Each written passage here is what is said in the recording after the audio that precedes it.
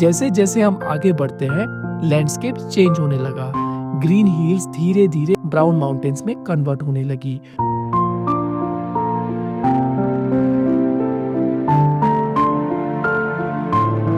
नमस्कार दोस्तों, very good morning from पोखरा। आज है मेरा डे 3 इधर पोखरा में। और सबसे पहले जैसे कि मैंने कल आपको बताया था, आज मैं जा रहा हूँ मुक्तिनाथ। तो मुक्तिनाथ यहाँ से ऑलमोस्ट लाइक 200 किलोमीटर के आसपास है। और सबसे पहले मैं जा रहा हूँ ये bus station. Hopefully local bus वगैरह जो भी मिल जाए वहाँ से चला जाऊँगा मुक्तिनाथ, क्योंकि कार वगैरह तो थोड़ा सा एक्सपेंसिव है। तो इसलिए सोचा कि बजट वे में ट्रैवल करें तो लाइक बस ही सबसे प्रेफरेबल वे है। तभी जैसे मैंने बताया, लाइक टाइमिंग का तो मुझे एग्जैक्टली पता नहीं है।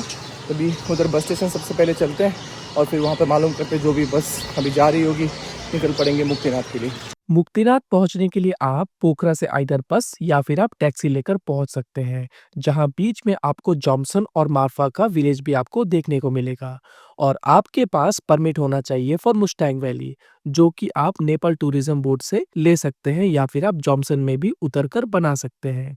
लेकिन मैं आपको सजेस्ट करूंगा कि आप परमिट पोखरा से ही बनाकर जाएं, क्योंकि जॉनसन में आपको ज्यादा भीड़ मिल सकता है। सुबह का टाइम है पोखरा में, हवा ठंडी है और आसपास हिमालय के पहाड़ दिख रहे हैं। और आज हम निकल पड़े हैं एक ऐसी जगह के लिए जो सिर्फ एक डेस्टिनेशन नहीं बल्कि एक स्पिरिचुअल एक्सपीरियंस भी है। सुबह के करीब 6 बजे का टाइम था। पोखरा अभी भी नींद में था। हवा ठंडी थी, आसमान हल्का सा पिंक हो रहा था और दूर अन्नपूर्णा रेंज से पहली सनलाइट पड़ रही थी।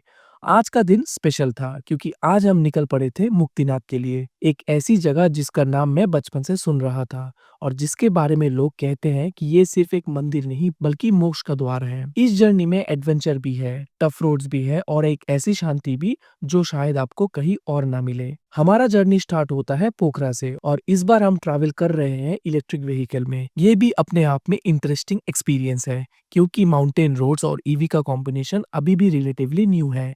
नेपाल में स्लोली ईवी एडॉप्शन बढ़ रहा है और टूरिस्ट रूट्स पर भी लोग ट्राई कर रहे हैं।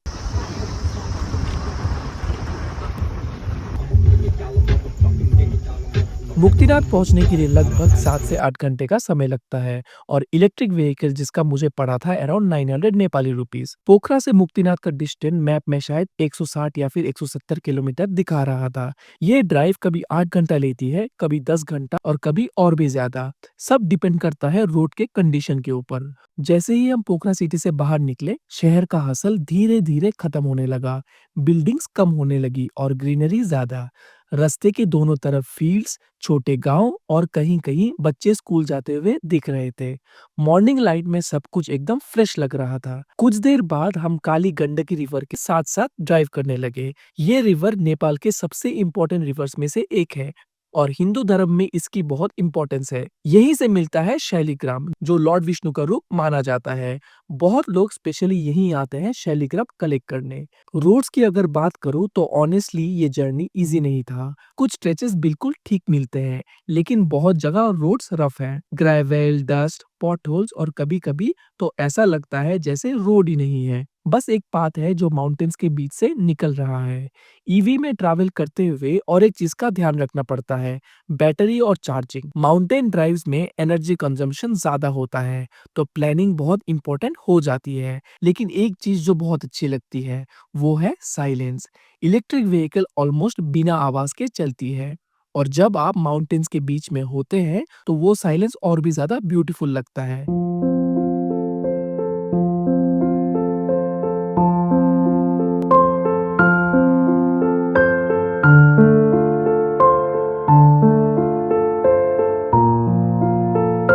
जैसे जैसे हम आगे बढ़ते हैं, लैंडस्केप चेंज होने लगा। ग्रीन हिल्स धीरे धीरे ब्राउन माउंटेन्स में कन्वर्ट होने लगी। ट्रीज कम होने लगे और टेरेन और भी ज्यादा रग्ड हो गया। ये रीजन मुस्टंग के पास आते आते ऑलमोस्ट डेजर्ट जैसे फील होने लगता है, लेकिन हिमालयस के बीच में डेजर्ट देखने का एक अलग ही एक्सपीरियंस है। रास्ते में कभी कभी ऐसे व्यूज भी मिलते हैं कि गाड़ी रोकने का मन करता है, बस खड़े होकर फील करने का दिल करता है और माउंटेन्स को देखते रहने का भी। माउंटेन्स का स्केल इतना बड़ा होता है कि कैमरा कभी उस ब्यूटी को प्रॉपर्ली कैप्चर नहीं कर पाता।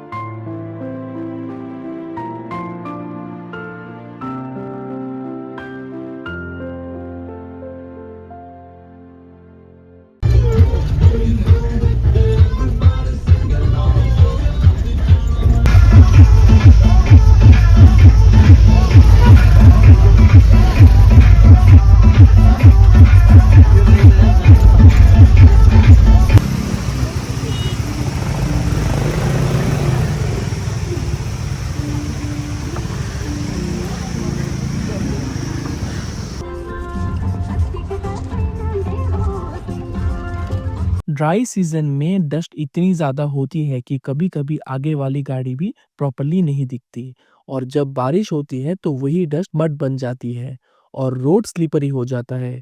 कई जगह ऐसे पैचेस होते हैं जहां लैंडस्लाइड के निशान क्लियरली दिखते हैं और आप रियलाइज करते हो कि माउंटेन्स के बीच ट्रैवल करना कितना अनप्रेडिक्टेबल हो सकता है। कई सेक्शंस में रोड इतने नैरो होते हैं कि एक साइड स्टीप माउंटेन होता है और दूसरी साइड डीप वैली।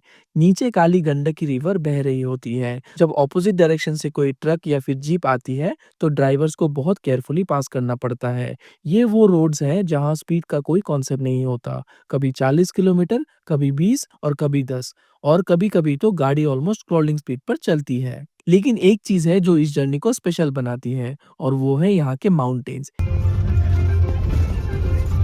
उसके बाद हम लोग पहुंचे मिडवे स्टॉप पर जहां पर हम लोग गए लंच के लिए। ये कोई फैंसी रेस्टोरेंट नहीं था, एक छोटा सा रोड साइड प्लेस था। टीम की चाट, कुछ वुडन टेबल्स और आसपास खड़े कुछ ट्रक्स और जीप्स जो क्लियरली बता रहा था कि ये ट्रैवलर्स का रेगुलर स्टॉप है।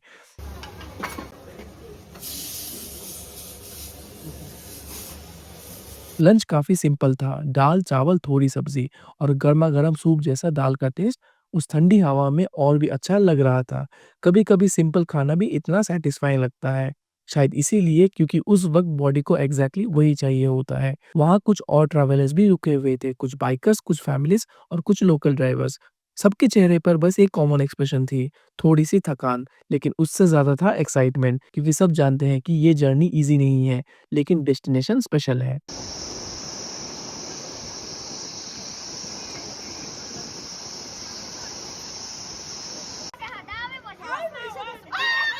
पोखरा के कंपैरिजन में यहाँ हवा ज़्यादा ठंडी और ड्राई थी। माउंटेन्स और भी ज़्यादा रग लग रहे थे। ग्रीन हिल्स अब ऑलमोस्ट गायब हो चुकी थी और उनकी जगह ले ली थी ब्राउन और ग्रीन रंग के बड़े-बड़े पहाड़ों ने। ऐसा लग रहा था कि जैसे नेचर ने यहाँ सब कुछ रॉ फॉर्म में छोड़ दिया हो।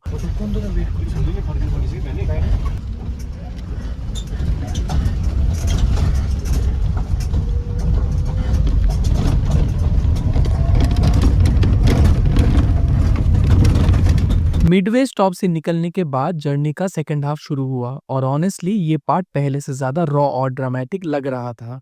रोड धीरे धीरे और नैरो होने लगी और सरफेस भी ज्यादा अनइवन हो गया। कभी पत्थर, कभी लूज ग्रेवल और कभी ऐसे पैचेस जहां गाड़ी बहुत स्लोली निकालनी पड़ती है।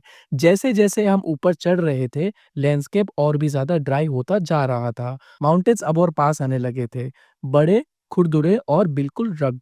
कहीं-कहीं उनके लेयर्स इतने क्लियर दिखते थे कि लगता था जैसे टाइम ने खुद इन पहाड़ों पर अपनी लाइंस ड्रॉ कर दी हो। एक साइड स्टीप पहाड़ और दूसरी साइड स्टीप वैली और नीचे काली गंडक रिवर से एक पतली सी सिल्वर लाइन की तरह दिख रहा था। ऐसे मोमेंट्स पे आप ऑटोमेटिकली विंडो के बाहर देखते रह जाते हो और रियलाइज करते हो कि नेचर कितना वास्ट और पावरफुल है। हवा भी अभी ठंडी और तेज होने लगी थी और एल्टीट्यूड क्लियरली फील होने लगा था।